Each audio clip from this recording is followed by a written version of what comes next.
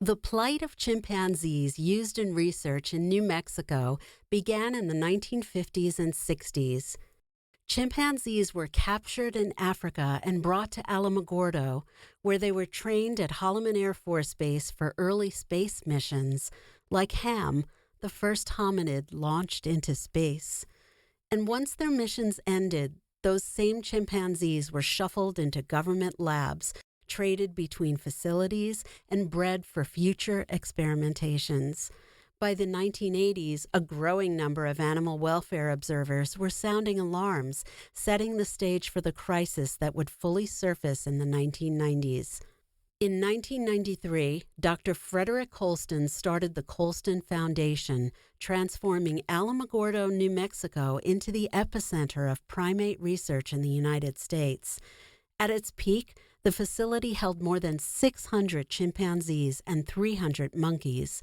Inside its walls, chimpanzees were used intensively in horrific experiments for surgical implants, hepatitis and HIV trials, experimental drug tests, and toxicology studies. Whistleblowers and USDA inspectors documented violations of the Animal Welfare Act, such as inadequate veterinary care, gross neglect, overcrowded cages, and reckless and dangerous procedures. Chimps died from anesthesia overdoses. 3 perished in an overheated shed. New Mexico found itself at the center of a national reckoning. Animal Protection New Mexico, the Humane Society of the United States, and In Defense of Animals sounded the alarm. Harriet Roller and Lisa Jennings of APNM and Eric Kleiman of IDA became leading voices, revealing patterns of cruelty and neglect. Their work galvanized public outrage and political pressure. By the late 1990s, the Air Force, still the legal owner of many chimps, cut ties with Colston. In 1999, the foundation was forced to relinquish 288 chimpanzees to the NIH. As part of the deal, the government barred further invasive experiments on those chimps being housed at the Holloman Air Force Base. At the same time, Dr. Carol Noon and Save the Chimps, a sanctuary in Florida, sued the Air Force, winning custody of 21 chimps, and, after the foundation's collapse in 2002, purchased part of the Colston compound and were given 266 chimpanzees. With support from donors and sanctuaries, they began the Great Chimpanzee Migration, eventually relocating those New Mexico chimps to the Save the Chimps sanctuary.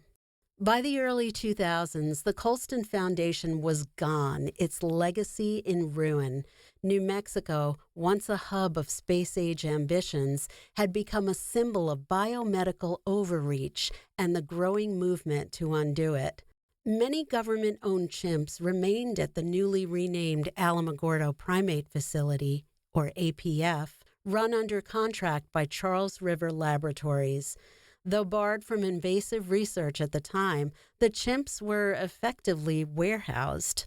Meanwhile, in 2000, Congress passed the Chimp Act, creating a path and funding to retire federally owned chimps to sanctuary.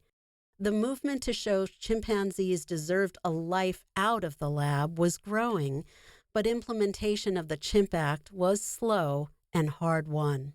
In 2004, whistleblowers called out more tragedies. 21 chimps had died at APF, some from natural causes, others due to neglect and preventable accidents, including 3 electrocuted by faulty wiring.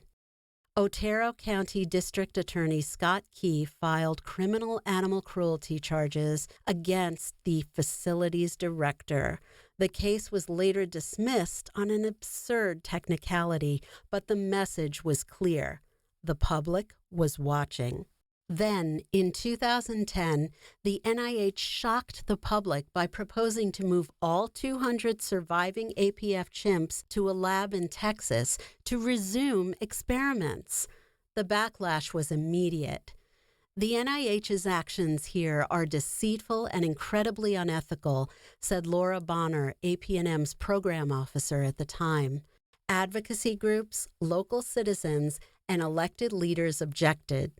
Governor Bill Richardson became a national voice of opposition, as you'll hear later. Alongside New Mexico's congressional delegation, he urged the NIH to reconsider.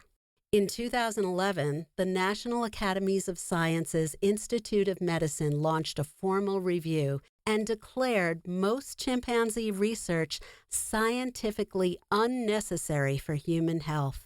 In 2015, the NIH finally announced they would formally end testing and retire their chimpanzees, starting with those at APF. Alas, progress remained slow. By the late 2010s, while almost 100 chimps had been moved to sanctuary at Chimp Haven, over 50 chimps were still at APF, aging, chronically ill due to their use in research, and stuck in sterile living conditions. In 2019, the NIH reversed course yet again, declaring the move to sanctuary too risky. APNM, the Humane Society of the United States, and others fought back, suing the NIH in 2021, arguing the Chimp Act guaranteed sanctuary for all. In 2022, a federal judge agreed. The NIH could not deny retirement based on health or age. Even then, months passed. Finally, in late 2024, the NIH relented. With pressures mounting, the agency announced that the final 21 chimpanzees would be transferred to Chimp Haven. And so, in early 2025, the last chimps left New Mexico, among them Montesa, who was kidnapped from her family in the wild and trafficked to New Mexico in 1975. Kamaka and Al, older males forced into unnaturally small and isolated groups, and Faylene, a quiet survivor of decades of tests. For the first time in nearly 70 years, no chimpanzees remain in New Mexico's research labs. The Alamogordo Primate Facility closed its doors for good. What began with a chimp named Ham and the goal of space travel ended with a journey of dignity, healing, and long overdue peace. The legacy of New Mexico's research chimps is now one of redemption, a story that shows how far we've come and a promise to never go back. And for Animal Protection New Mexico, despite every reason over the past 28 years to stop fighting, we never gave up. For the chimps.